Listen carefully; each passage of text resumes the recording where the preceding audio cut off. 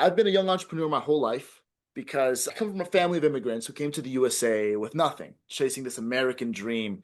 And all that they really found was 12-hour shifts back to back to back. It was like a carrot on a stick, just getting dragged away from us the closer we got. I got not a single client from that. So that was the end of the line. We're going to go homeless. We're going to have to maybe go back to our home country, whatever. It was the first time that I gave my business, my vision, voice.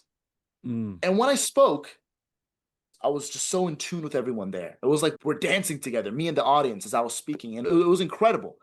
And almost everyone in the audience joined, subscribed to my business model. And that was the miracle that I was waiting for. The world is not separated between the rich, the poor, the left, or the right. It's by those willing to overcome and those who aren't. That's it, right? And in today's world, the reason why speaking is so impactful is because we are in an authenticity drought. It's because everyone has a potential to be revolutionary. You don't need a Oprah story. You don't need a crazy life story to be able to make it. If you're not changing something, if people aren't leaving that room completely different than the way that they walked in, you're talking, not speaking. And that is a crucial distinction to make. Believe it or not, most people live, they're born, and they die without ever knowing themselves. They never dare to explore not only their voice, but who they are, what they want to do in the world, the kind of person that they can wake up and go to sleep loving that they are, Yeah, right? I personally had a challenge with ego. So, again, we have to look at how that ego plays into it. Is it controlling you, which it shouldn't control you, but you should be able to kind of know what it is and use it to your advantage. So you have to figure out what your balance is, and knowing that, that's also one of those bring the bat moments that I say.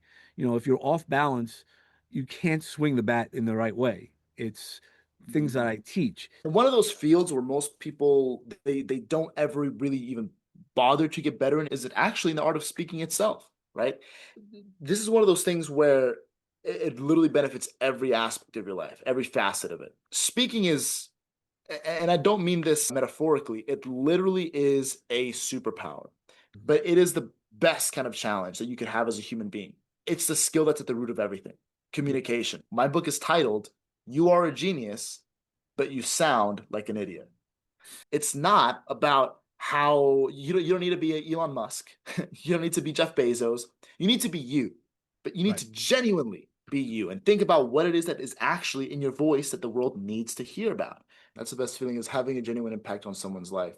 And at its core, that is the magic of speaking. It's really the power of change, right?